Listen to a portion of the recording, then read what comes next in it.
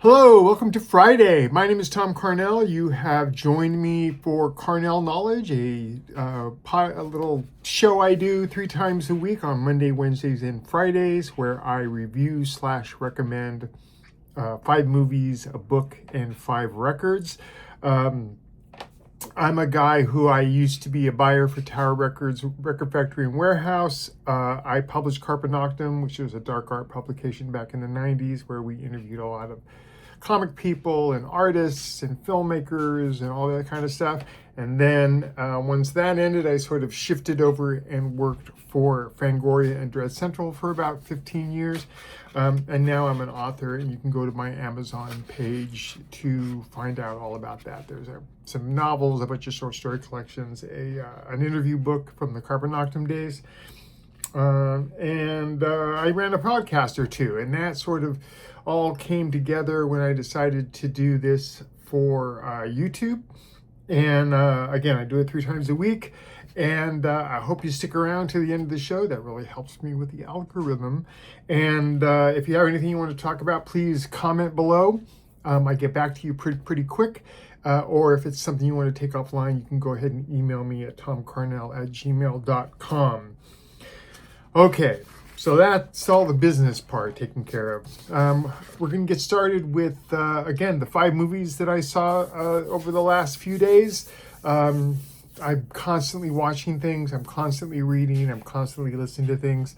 I grew up watching 3 to 5 movies a day, and haven't since I was a little kid. I'm not such a little kid anymore.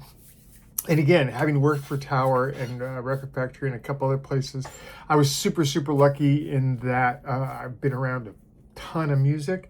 I still have a whole protocol I go through every week where I look at crate diver videos. I look at new releases every week. I go through all of the things that get suggested to me. I keep a pad of paper with me all the time, and whenever someone says, "Hey, I heard this great record," I write it down and judge for myself. Speaking of, if you go in the description of this video here, you will find links. Links to trailer films and sometimes full movies of the movies I talk about. A link to the Amazon page of the book I talk about. And then for the records, there are full YouTube playlists. So don't just take my word for it. Click on the link, it'll take you to the playlist, and that is the whole record that I'm discussing. And you can figure out for yourself whether you liked it, whether you didn't like it. And if you have any comments you want to get back to me on, again, comment below. And yeah, and this is just my way of sharing all of the things that come across my desk. And hopefully it will some of it will impress you enough that you will want to pick it up and add it to your library. Let's get started with movies. This is a good one. 1974, directed by Joseph Sargent, starring Walter Matthau, Robert Shaw from Jaws, and the great Martin Balsam. This is called The Taking of Pelham 1, 2, 3. It was remade once with Denzel Washington and John Travolta. And that's a fine enough film, but this original thing is so much better. It's about 4 men that hijack a New York City subway car and demand ransom for the passengers. And then the sort of way it plays out is the film. The remake gets a little actiony at the beginning, and that's all fine and dandy. But the original one, is more of a chess game than a cat and mouse game, if that makes sense. It was one of the 3 films Walter Matthau did in the 70s.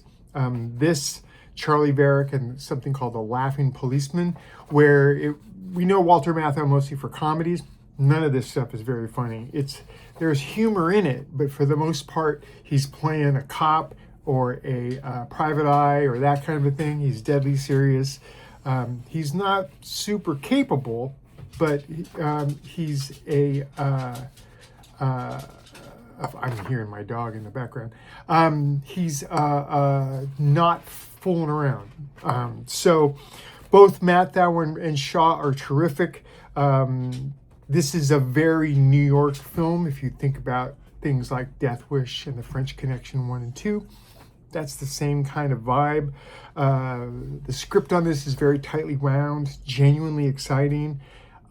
After this, there was a lot of imitation happening, but it was never quite duplicated. I was reading that I thought was kind of interesting that during filming, Robert Shaw kept challenging people to ping pong games, which I thought was kind of odd. Was beating everybody, but could never beat Walter Matthau.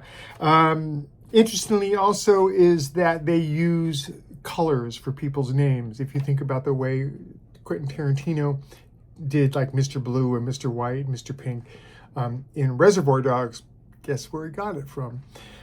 This is a great film. I strongly recommend it. It's one of the best, maybe top 10, 15 of the 70s. Very, very cool, very, very exciting, very, very taut. And I highly recommend it. My second film from 1962, it's called Peeping Tom. It's directed by Michael Powell. Stars Karl-Heinz Bohm, Anna Massey, and Moira Shearer. It's about a young man who suffers from something called, I'm going to screw this up, scopophilia, which is the love of secretly watching others. And he's a cameraman with a movie camera, and part of the camera is a tripod. And on one of the legs of the tripod, there's a sheath that comes off, and there's a very sharp, sort of pointed blade that he kills people with. And the reason he does it is he wants to capture death coming over their face. The film is essentially about voyeurism and perception. Bowen is excellent as the lead character. Due to the critical response, the film was pulled after 5 days because people were getting very, very upset. Go fig, it's also one of Scorsese's favorite films. Dark, I have written here, dark, insightful, and creepy. Put it on the shelf next to things like Horror of the Black Museum and Circus of Horrors. This is a great film, and it gets referenced a lot, but it's also a film that not many people have seen. Don't be one of those people. Go and see this. Find it. It's readily available out there on the internet, and watch it. It's black and white. It's a little dated, but man, is it powerful. It's good. It's good stuff. Let's see. Our third film, 1993, directed by Mariano Biano. It's called Dark Waters. It's also, you can find it under the title Dead Waters. Stars Louise Salter, Vanera Simmons, and Maria Kapnis. It's about a girl. She travels to this island in the middle of nowhere who her father has been funding. It's a convent. He's been sending them money for a longest time, and now her father has died, and she's coming to the convent to see, like, why is my dad funding you, and why is he sending money, and am I going to continue to do this, or am I going to cut you off?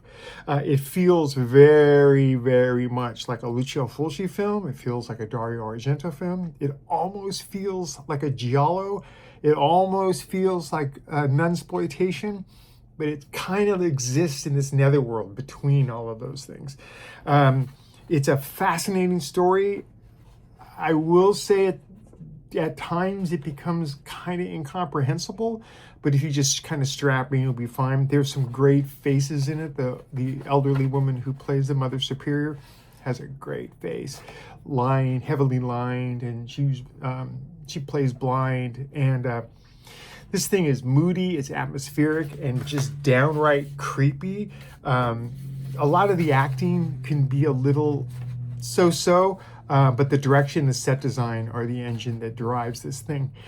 Comparisons to Lucio Fulci's Demonia are fair, if you've seen Demonia.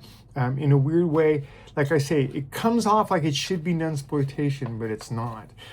If you're not familiar, nunsploitation, there was a rash of films out there. The one that comes to mind is a film called Flavia the Heretic that has to do with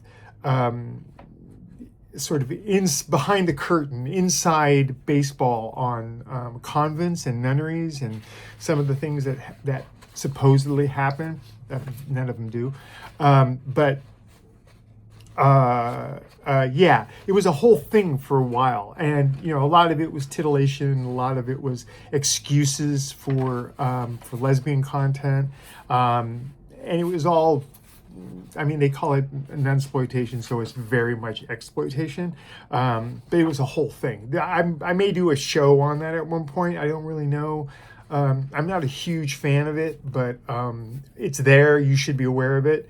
And if that's something that tickles something in your brain, by all means, you can go out and you can find whole lists of things on Wikipedia and that kind of thing. Let's see. Our fourth film from 1953, directed by Hugo Fregonese, who did The Death Ray of Dr. Mabuse. This is a film called Man in the Attic. Now, if that sounds familiar, it's a remake of the 1944 The Lodger that I reviewed a couple of shows back, which was also a remake of a Hitchcock film from like the 30s. It has to do with a family who owns a boarding house, and a man comes in to get a room, and little by little everyone starts to suspect. It's during their Jack the Ripper times, and they start to suspect, hey, this guy might be the Ripper. So yeah, interestingly enough, it stars Jack Palance from City Slickers and Shame, Constance Smith, and Frances Bouvier. Now, if that name doesn't sound familiar, she played Aunt Bee on the Andy Griffith Show. And she's playing the exact same role, sort of a bumbling, matronly type. But yeah, she showed up, and I was like, what's Aunt Bee doing in this?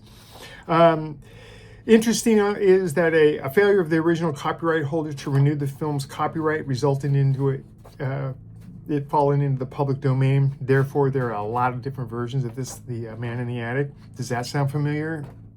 That's exactly what happened with George Romero and Night of the Living Dead. It was released on December 23rd, which seemed 1953, which seems like a weird day, 2 days before Christmas, and you're going to release this film about a murderer and that kind of thing. It didn't seem like it was smart marketing. Again, it was based on a novel by Marie Belloc Lowndes. Script-wise, it's nearly identical to the 1944 version, but I prefer the 1944 version because of the performance of Laird Gregor, who plays the lodger. He's great. If you go back and you listen to that other show, you'll hear my thoughts on it, but he's fantastic. Here, I don't know, maybe it's me, but when Jack Palance shows up, you go, oh, that guy's the murderer. You know what I mean? Yeah, it was an interesting film, but again, I think the 1944 version's better.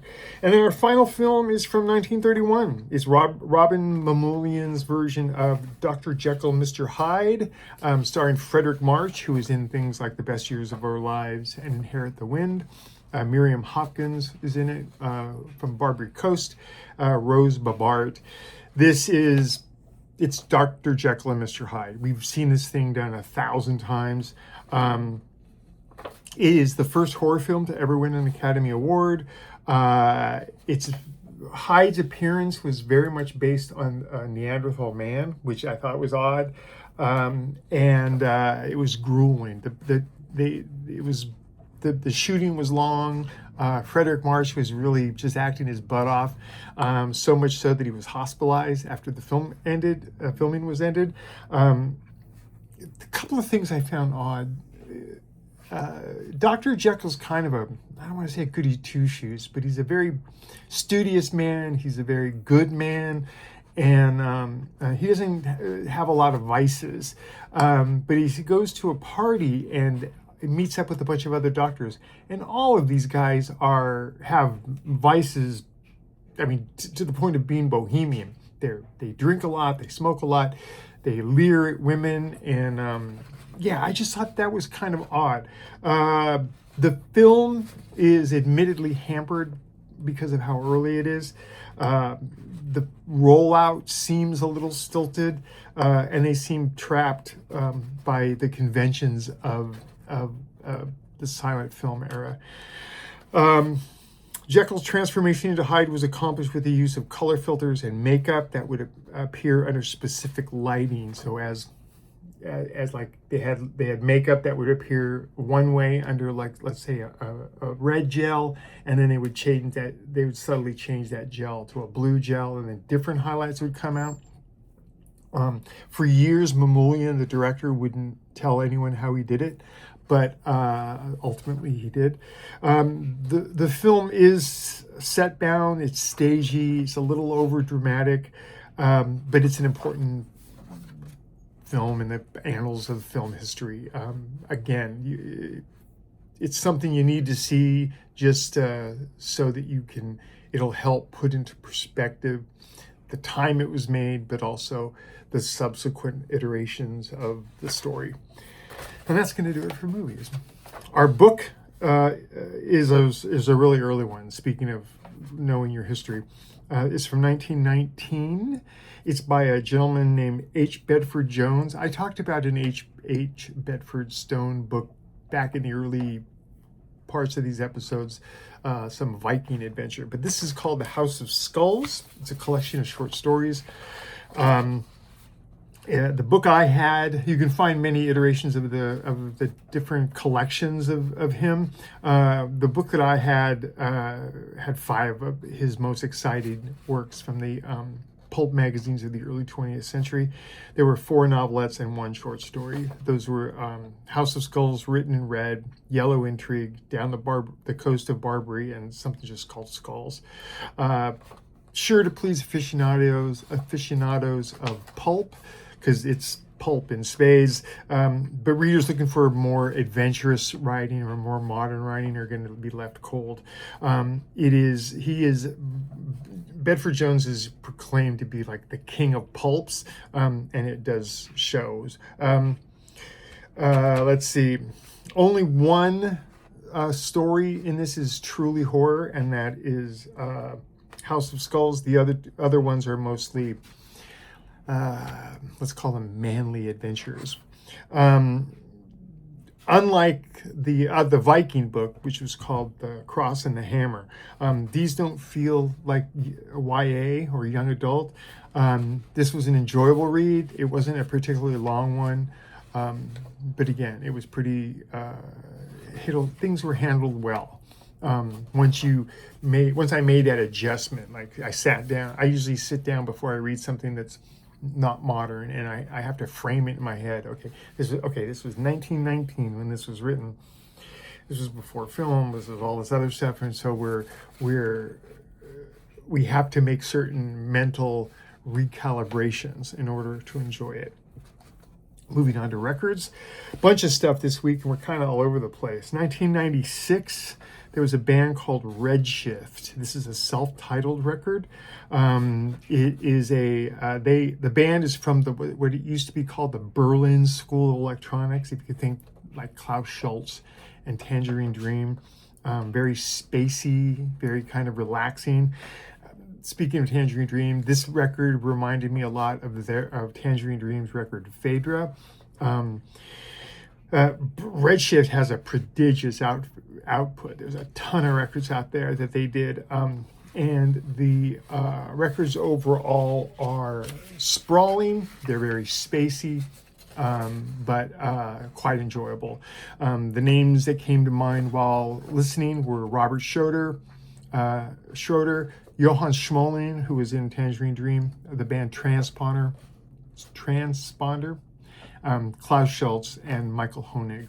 Enjoyed this record. I thought it was fun, but you gotta like that kind of thing, that hardcore electronic kind of space music. Next up, from 2019, the band is called Lebowski. It has nothing to do with the Big Lebowski, but they're called Lebowski. Other than, they share the fact that the name is Polish. The record is called Galactica. It's like music for non-existent films, if that makes sense. Melancholic prog jazz was the phrase that kept rattling around in my head. Very lovely, very down to earth. There's a wide variety of music on this disc, from heavy rock to jazz to ambient. It reminded me, the names that kept coming up in my head were Quidam, Goblin, Riverside, the Polish prog rock band Riverside, Porcupine Tree, Anathema, Pineapple Thief, and Focus. Remember Hocus Pocus by Focus? They had, put that out of your head. Focus, sidebar. Focus has a depth of really cool stuff. And unfortunately, they get dismissed a lot with the Hocus Pocus song. But the Galactica is great. Lebowski, the band, is great. Very much enjoyed this, and just hit the right spot. You know what I mean? Let's see. Our third record. The band is called Kenso, Kenso. It's their third record, and it's appropriately entitled 3, with the Roman numerals 3. And this is Japanese instrumental fusion, prog jazz fusion. Very complex, very high energy. Technical guitar and dual keyboard interplay was kept occurring. Blends a sort of symphonic texture, classical influences, and a uniquely melodic and whimsical style. This was a great band.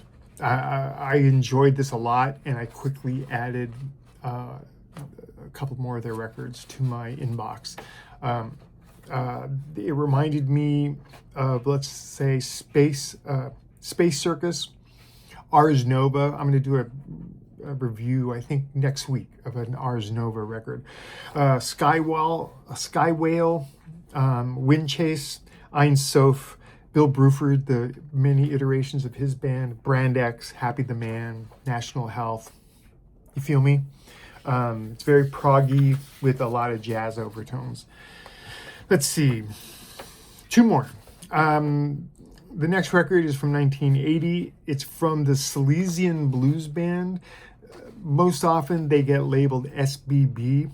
I'm going to butcher the name of this record. Memento the BANALNYM TRYPTYLIEM. High energy blues rock, space atmosphere, prog, and jazz, all like in a big soup. This is their 9th record, the one just before they disbanded. They reunited a few years later, but this is the one that sort of, this iteration of the band, they sort of cut it off there. By many of the reviewers, as I was poking around online, this is considered their best record, and I would tend to agree. It's really prog rock, so you gotta be a fan of that stuff well, you don't have to be, but you know what I'm saying is, like, if you are, you're going to be predisposed to like this. If you're not, if you hate prog rock, this might be a little bit of some heavy lifting. It reminded me once again of Quidam. It reminded me of Colosseum 2, Solaris, the Polish band Skaldawi, Riverside again, and then Steve Hillage and Gong. It's got a kind of a weird edge to it, but thoroughly enjoyable. I put it on and just let it play. And then when it was over, I started it again once or twice. And then I think I went back to it once or twice. Very cool, very much worth your time. But again, don't believe me, go to the description, click on the link, and judge for yourself. And then our last record is from 1994, and this one really takes me back. This was a record that we were shipped back in the Carpe Noctem days. A lot of the stuff that got sent to us because of our aesthetic was goth, and I have a sentimental place in my little blackened heart for goth music. But this is the band. The band is called Love is Colder Than Death, and the record is called OXEIA. They're a German neoclassical band, aka Darkwave. Lump them in with all of the project stuff. Love spirals downwards and that kind of thing. Blends gothic, medieval, and electronic elements. Cinematic, dark, but still some of this stuff is just so pretty and so wonderful that I'm a huge fan of this record. Back in the day, I used to have a radio show on KSCU in Santa Clara University in California. And every I would play a little Love is Colder Than Death. I One of my regrets is that we didn't get to feature them and do a profile on them in Carpe Noctem, but we just ran out of time. The bands that this reminded me of was Stoa, Unto Ashes, Ataraxia, Miranda Sex Garden, Arcana, In the Nursery, and the mighty Faith in the Muse. Check these guys out. They're nice. They're very, like I say, neoclassical. They're dark wave. There's almost a little prog in there, a little slight jazz, but in a very subtle way. They're a great band, and they have a couple of other records out, and those are wonderful as well. And that's going to do it for a Friday show. We're coming in about 25 minutes. I'm going to be back tomorrow with a Saturday special. This one is going to be on influential comic books, things that had an effect on me, things that had an effect on the industry, and I think it's a pretty good show. I recorded it yesterday, and I think that you will like it as well. Thanks again for everybody for tuning in. Thanks for sticking with me as I negotiate all of this stuff. Please do me a favor and again, subscribe to the channel. That helps. Like the video. That really helps with all of this helps with the algorithm. And if you would please share it to your social media, that would be wonderful as well. I will see you guys tomorrow for the influential comic books, and then I'm back. I'll be back on Monday, Wednesday, and Friday with a whole rash of other stuff that I'm working on over here. I'm going to go take some notes right now. So again, have a good Friday. Be safe, and I'll see you tomorrow.